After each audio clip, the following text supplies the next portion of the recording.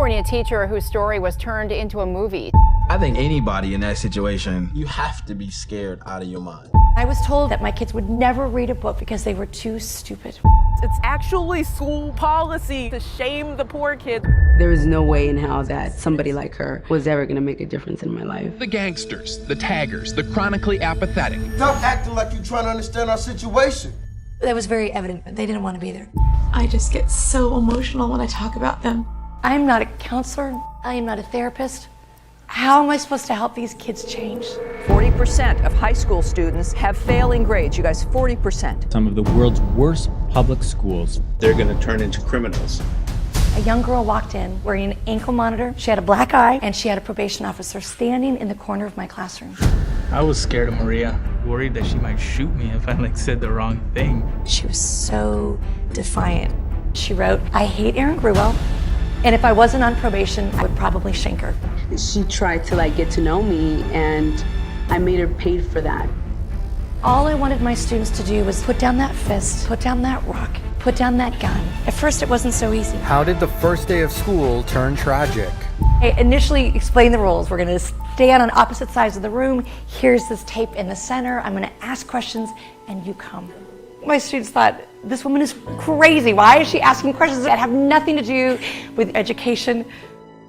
Question after question, they giggled, they came, they did fist bumps, high fives, they rolled their eyes, and that line became that gravitational pull, that the questions became real.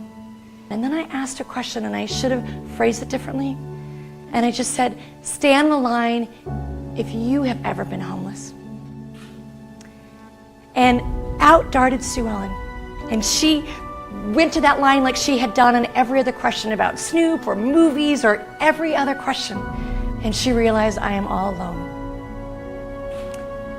And I watched her look at her feet. I think she just wanted to disappear. I think she thought in her head, hurry, ask another question. I just want to go back to the wall. I don't want to be seen. Because if they see me, they're going to know. They're going to know that I'm that girl that doesn't know where I'm going to sleep tonight. And as she stood there looking at her feet, not wanting to acknowledge anyone or anything, suddenly out of nowhere came this beautiful girl with these bouncing braids, Tiffany. And when I'd asked that question originally, Tiffany told me she took a deep breath and walked backwards. And she saw Sue Ellen standing on that line all alone, and she realized that is my story. Tiffany walked to that line and she looked at every single one of us. She wanted us to see her. This little girl would stand on the corner of the busiest street in Long Beach, and she stood there with a cardboard box, "We'll work for food." So at the age of 14, that little girl was out on that street every single day. And yet she was standing on this line in this classroom. But she was so regal. She was so courageous. It's like she owned her story. And in owning her story in that glorious moment, out came Narada, this beautiful boy. And he stood by Sue Ellen, and he stood by Tiffany, and he stood there and he owned his story. And at that moment I knew, this is gonna change that game. And then in walked this little girl. She was so defiant. She had an ankle monitor, she had a probation officer, she had a father who was in a maximum security prison. And I found out that she had just been released from juvenile hall a few days before school started. There was no way in hell that somebody like her and that looked like her was ever going to make a difference in my life. So she picked up her pen and she wrote, "I hate Erin Gruwell, and if I wasn't on probation, I would probably shank her." And in that moment, there was a part of me that panicked, and I thought, I'm not a counselor. I am not a therapist. How am I supposed to help these kids change? And I was told by the chair of my English department that my kids would never read a book from cover to cover because they were too stupid. So without really thinking it through, I just got in my car and I drove to a bookstore and I ordered 150 copies of the Diary of Anne Frank, and I gave them the book. Well, when I gave Maria the opportunity to pick up that book, at first it wasn't so easy because she truly did not want to read it. In her mind, Anne Frank was not Latina, Anne Frank did not come from the hood. I opened this stupid book because in the back of my mind, I thought that I was going to prove Ms. Girl wrong.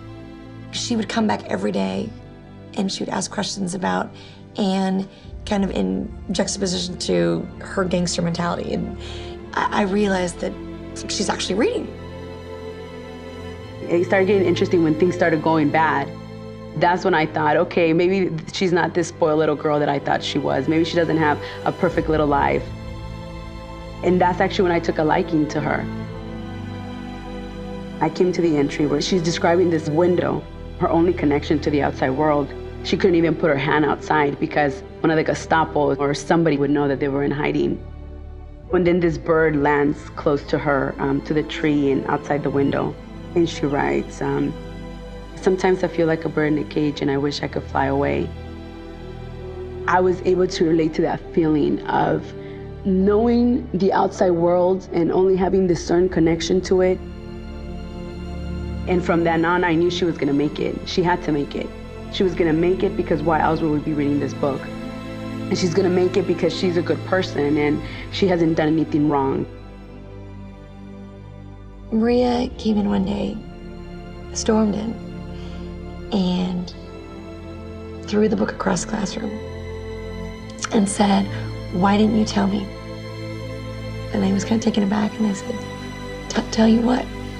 And she said, "Why didn't you tell me that Anne dies?"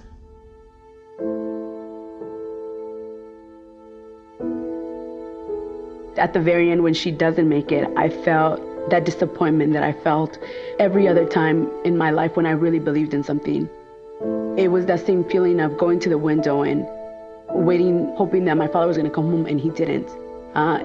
Every feeling of disappointment all of a sudden came crashing together at that moment because I so desperately wanted her to make it. Because if she didn't make it, then what were the chances of somebody like me, that was a bad person, actually making it out? I felt horrible. I felt horrible because I just assumed that maybe she had known. That I just assumed that everyone knew that Anne Frank was this iconic figure of this tragedy. I never wanted to take away my students' hope. She did make it, Maria. She did make it because she wrote about it. Because Anne Frank wrote about it. She's gonna go on living even after her death. For the very first time, I felt myself changing in a way that I couldn't explain or I couldn't describe. Well, I wanted to give Maria and 149 others an opportunity for a second chance. And maybe they couldn't change that cast of characters they were dealt, but maybe they could rewrite their story. Maybe they could rewrite their own ending. So we decided that we were going to write to the woman